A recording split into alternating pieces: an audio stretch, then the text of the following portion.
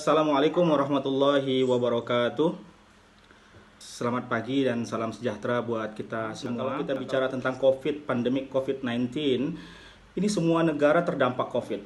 Bahkan negara yang disebut paling superior dan modern seperti Amerika, ini sekarang menjadi negara yang paling terdampak. Kalau kita lihat dalam kurva ini, bagaimana Amerika itu berada di puncak ini.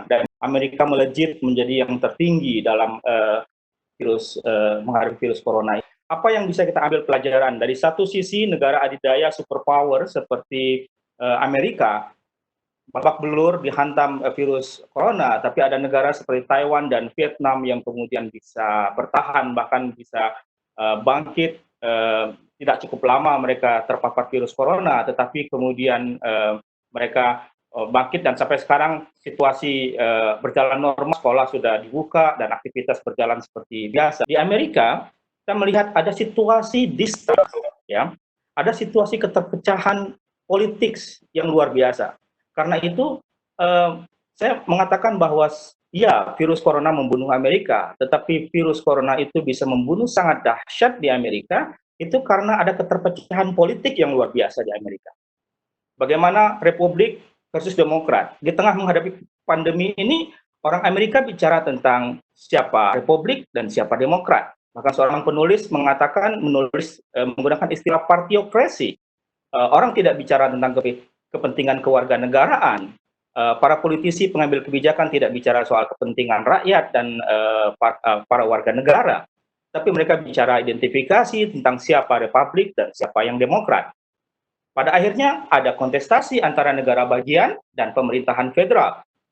Ada banyak sekali contoh yang bisa kita lihat ya berserakan di media massa. Tapi bagaimana misalnya Gubernur Maryland dari Partai Republik itu mendatangkan secara diam-diam begitu ribuan alat tes dari Korea Selatan dan kemudian menyembunyikannya dan dijaga oleh tentara pasukan Maryland untuk menghindari pemerintahan federal, pemerintahan pusat untuk kemudian bisa menggunakan alat tes itu. Kita sulit membayangkan bagaimana orang bicara tentang Republik dan Demokrat dan bicara tentang keterpecahan seperti ini.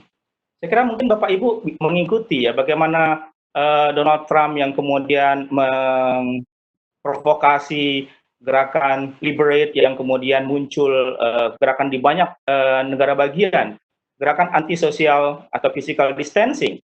Bagi banyak Republikan misalnya mengatakan bahwa tuntutan lockdown yang disuarakan oleh Demokrat itu adalah omong kosongnya Demokrat, yang bermaksud tidak baik terhadap negara. Jadi orang bicara tentang siapa Demokrat dan siapa Republik, dan itu membuat keterpecahan yang luar biasa di Amerika. Penyebaran virus di banyak wilayah saya kira juga dampak dari ini. Bagaimana akhirnya kelompok-kelompok politik yang terpecah ini harus turun ke jalan. Dan mereka sama-sama memobilisasi kelompok mereka masing-masing untuk ikut bicara soal kepentingan masing-masing kelompok. Dan ketika itulah terjadi penyebaran virus yang luar biasa di Amerika.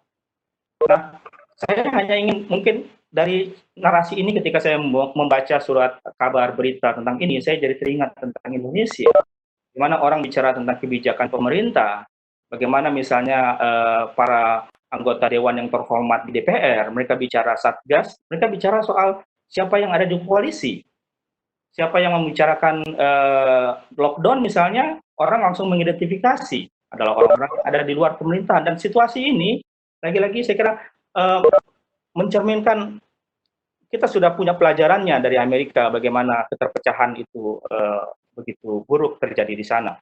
Di Indonesia, saya melihat ada di jurang itu, ada di jurang distrust itu karena di satu sisi Indonesia memiliki prakondisi Amerika, Indonesia memiliki virus Amerika, gitu dengan kata lain saya mengatakan bagaimana misalnya kemarin kita dapat hadiah dari pemerintah yang mengumumkan BPJS akan naik kembali, kemudian bagaimana harga BBM tidak turun, Faisal Basri menyebutnya itu sebagai rakyat bersedekah kepada Pertamina, ada skandal saya kira ini kartu prakerja 5,6 triliun. Ini mengakumulasi banyak kekecewaan dan ketidakpercayaan kepada pendekatan pemerintah. Dan dari 405,1 triliun dana yang digunakan untuk menghadapi virus corona, saya kira ada banyak alokasi yang tidak pada tempatnya. Program kartu prakerja itu ibarat resep obat yang diberikan untuk keluhan sakit yang berbeda. Keluhannya sakit kepala, tapi yang diberi itu sakit perut gitu. Sebenarnya yang diperlukan oleh rakyat adalah kebutuhan-kebutuhan jangka pendek, pangan, bantuan langsung tunai, bantuan pangan, beras dan lain sebagainya. Tapi kalau kita lihat dalam komposisi bantuan ini kita menemukan banyak sekali. Ada bantuan perkreditan, termasuk saya kira program kartu prakerja. Tentu kita juga tahu ini ada problem kemarin di tingkat tidak hanya saya ingin mengatakan tidak hanya ada problem di level secara vertikal antara masyarakat dengan negara dan penyelenggara pemerintahan, tetapi juga secara horizontal. Bagaimana saya kira tidak pernah kita punya pengalaman seperti ini masyarakat terpecah secara horizontal. Kemudian ada polemik ini, polemik nasi anjing ini. Dan juga kita tahu bahwa bagaimana di beberapa daerah masyarakat menggerakkan diri mereka sendiri untuk membendung dari pengaruh asing dari virus yang didatangkan oleh para pekerja asing. Yang kedua, satu kita terpapar virus Amerika, keterpecahan, ketidakpercayaan, tapi di sisi lain kita tidak memiliki antibodi Taiwan dan Vietnam, cerdas berjarak. Apa sih yang menjadi kekuatan dari Vietnam dan Taiwan sehingga mereka bisa mengatasi pandemi corona ini? Vietnam dan Taiwan, saya menggunakan istilah cerdas berjarak dalam ekonomi. Kita tahu bahwa Vietnam itu memiliki investasi yang sangat besar dari Cina. Bahkan gelombang investasi masuk ke Taiwan, ke Vietnam luar biasa dari Tiongkok, ya Republik Rakyat Tiongkok, besar sekali. Dan itu menjadikan investasi terbesar saya kira di Vietnam. Tetapi itu tidak membuat Vietnam kemudian berpikir dan ragu-ragu dalam menutup hubungan penerbangan koneksi dengan China ketika awal sekali pandemi ini terjadi. Bagaimana Vietnam belajar dari kegagalan atau kesalahan Tiongkok yang tidak terbuka sejak awal. Dan saya kira sampai saat ini Republik Rakyat Tiongkok sedang menghadapi hujatan di level global, bahkan menghadapi tuntutan hukum. Saya kira akhirnya nanti sudah mulai banyak gerakan-gerakan di tingkat global yang mencoba menuntut pertanggungjawaban Tiongkok atas merebaknya virus ini karena Tiongkok dianggap tidak terbuka sejak awal. Ketika terjadi virus corona ada jeda sekitar 3 minggu, hampir 1 bulan. Kemudian Tiongkok mendeklarasikan ada kasus coronavirus di Wuhan. Nah, ketertutupan ini kemudian Vietnam belajar dan kemudian sekalipun mereka dekat sekali secara ideologi dengan Tiongkok, tapi kemudian Vietnam belajar dan kemudian terbuka menghadapi virus corona ini dengan pendekatan keterbukaan, berbeda dengan China yang sebelumnya menutupi kasus ini. Nah, sementara kalau kita lihat Taiwan, kita tahu bahwa Taiwan ini adalah sebuah negara yang dalam sejarahnya itu berada dalam himpitan kekuatan-kekuatan besar dunia. Ini adalah gedung peninggalan Jepang. Dan di kota Taipei itu masih terjaga dengan baik bagaimana pemukiman-pemukiman Jepang yang ada di sana dan menunjukkan bagaimana pengaruh Jepang sangat kuat di Taiwan.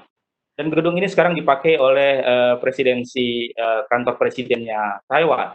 Di satu sisi saya ingin mengatakan bahwa dia dalam pengaruh Jepang yang sangat kuat, dia juga tentu karena kemudian di bawah menjadi bagian dari Republik Rakyat Tiongkok dan kemudian punya ini monumen besar sekali Chiang Kai-shek Memorial Hall. Dan itu menunjukkan bagaimana cangkraman China di Taiwan.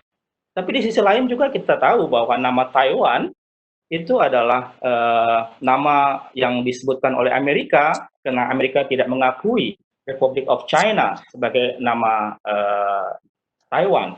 Jadi Taiwan tidak disebut sebagai negara Taiwan, tapi menamakan dirinya bukan menamakan dirinya disebut oleh Tiongkok menjadi Republic of China. Dan kemudian pada tahun 1979 Amerika tidak mengakui Republic of China dan kemudian menamakan Taiwan. Kita menunjukkan bagaimana Taiwan ini ada dalam himpitan 3 kekuatan besar dunia. itu membuat saya most adaptable country ya, yang begitu lentur, begitu berpengalaman dalam menghadapi situasi himpitan kekuatan-kekuatan global.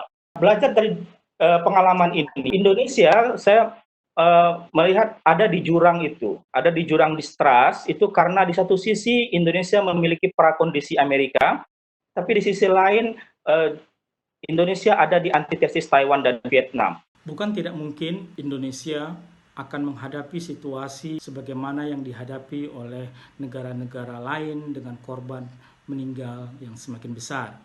Saat ini jumlah korban meninggal akibat COVID-19 di Indonesia sudah melebihi Filipina, Korea Selatan, Bangladesh, Malaysia, Thailand, Singapura, Brunei, Kambodia, Laos, dan Vietnam.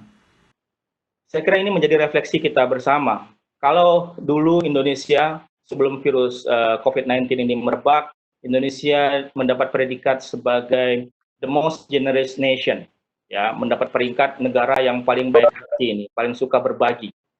Maka dengan keterpecahan, dengan mulai ketidakpercayaan yang terjadi secara vertikal dan mulai merasuk pada level horizontal, maka saya kira kita akan bisa bertanya tentang bagaimana masa depan voluntarism dan generosity tengah masyarakat kita dalam beberapa waktu ke depan. Demikian saya kira presentasi saya. Selamat siang. Assalamualaikum warahmatullahi wabarakatuh.